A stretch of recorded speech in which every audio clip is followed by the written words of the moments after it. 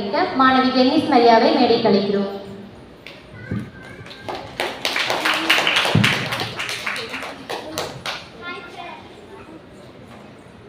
Hi friends. Hi Uncle Auntie. Good morning Father.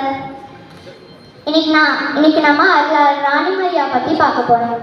ராணி மரியா வந்து 1954 ஜனவரி 29ஆம் நாளில் பிறந்தாங்க. அவங்க புல்வாலின்னு ஒரு ஊர், அவங்க கேரளாவில் இருக்கிற புல்வாலின்னு ஒரு ஊரில் பிறந்தாங்க. அவங்க ஏழை குடும்பத்தை சேர்ந்தவங்க. அவங்க சண்டே மாஸ் மிஸ் பண்ணதே இல்லை.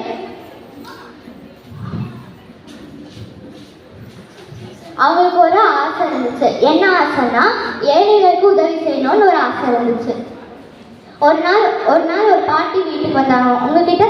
உங்ககிட்ட சாப்பாடு ஏதாச்சும் இருந்தா எனக்கு கொடு அப்படின்னு சொன்னாங்க. ராணி மரியா வீட்டுக்குள்ளே போய் அரிசி தானியங்கள் எல்லாத்தையும் அந்த பாட்டிக்கிட்டே கொடுத்துட்டாங்க.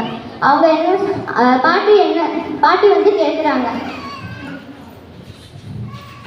அம்மாவுக்கு தெரியுமா அப்படின்னு கேட்டாங்க. ராணி மரியா சொல்கிறாங்க, கடவுளுக்கு தெரிஞ்சா போதும் அப்படின்னு சொல்கிறாங்க.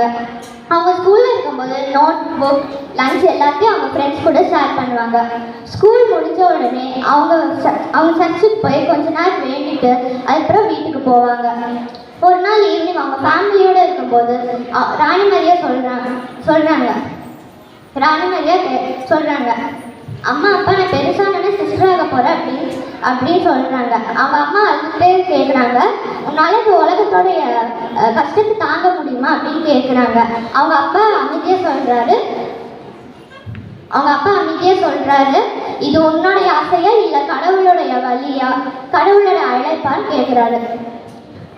அதுக்கப்புறம் அவங்க அப்பா சொல்கிற, போ மகளே, இது கடவுளுடைய அழைப்பு, கடவுள் அவனை என்றைக்குமே கைவிடவே மாட்டார் அப்படின்னு சொல்கிறாரு.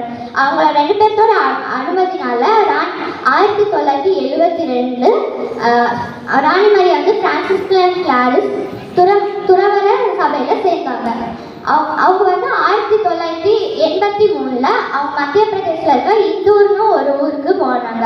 அங்கே வந்து படிக்காத குழந்தைகள் வறுமையில் இருக்கிற குடும்பங்களை பார்த்தாங்க. அவங்க அதெல்லாம் சரி செஞ்சாங்க.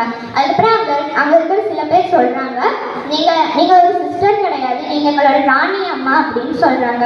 இந்த ராணி மரியா உதவி செய்கிற விஷயங்கள் சில பேருக்கு பிடிக்கவே இல்லை. ஒரு நாள் சில பேர் வந்து சொல்கிறாங்க, இங்கே எது போயிடுங்க அப்படின்னு சொல்கிறாங்க. ராணி மரியா சொல்கிறாங்க, இவங்களாம் என்னுடைய மக்கள், நான் எப்படி இவங்களை விட்டு போகணும் அப்படின்னு சொல்கிறாங்க. அவங்க அறையில் இருக்கும்போது ஒரு கல் இருந்துச்சு, அதில் ஒரு கடிதம் இருந்துச்சு. இங்கேருந்து இந்த பணியின் இருக்கு, இல்லைன்னா உன்னோட உயிர் உங்ககிட்டயே இருக்காது அப்படின்னு சொல்கிறாங்க.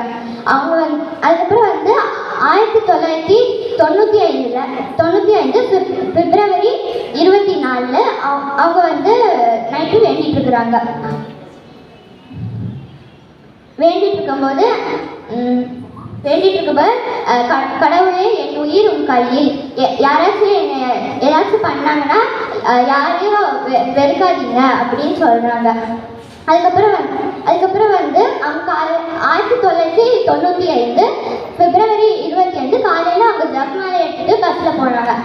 அவங்க வந்து பஸ்ஸில் வேண்டிகிட்டே போனாங்க. அவங்க வந்து இந்தூரில் இருந்து உதயநகர்னு ஒரு ஊருக்கு போகிறாங்க.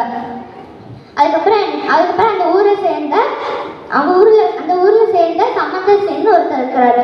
அவர் வந்து கத்தி எடுத்து ராணி மரியாவை 54 தடவை கத்தியால் வச்சு குத்திருக்காங்க. ஒரு குத்திட்ட டைம்ல ராணி மரியா வந்து ஒன்று சொல்றாங்க, நான் உன்னை மன்னிக்கிறேன், கடவுள் உன்னையா ஆசீர்வதிப்பாரு அப்படின்னு சொன்னாங்க. அதுக்கப்புறம் ராணி மரியா இறந்துட்டாங்க. 1917 4 நவம்பர் போப் பிரான்சிஸ் வந்து ராணி மரியாவுக்கு அடியாளர் பட்டத்தை கொடுக்குறாரு. அதில் ராணி மரியா சொன்ன விஷயம் என்னதுன்னா, அன்பு என்பது ஒரு செயல், மன்னிப்பு என்பது ஒரு சக்தி, தியாகம் என்பது ஒரு வரலாறு. அருளாளர் ராணி மரியா அன்பில் பிறந்து அன்பில் வாழ்ந்து அன்பில் தியாகமானார். நாமும் அவரை போல் வாழ முயற்சிப்போம். நன்றி.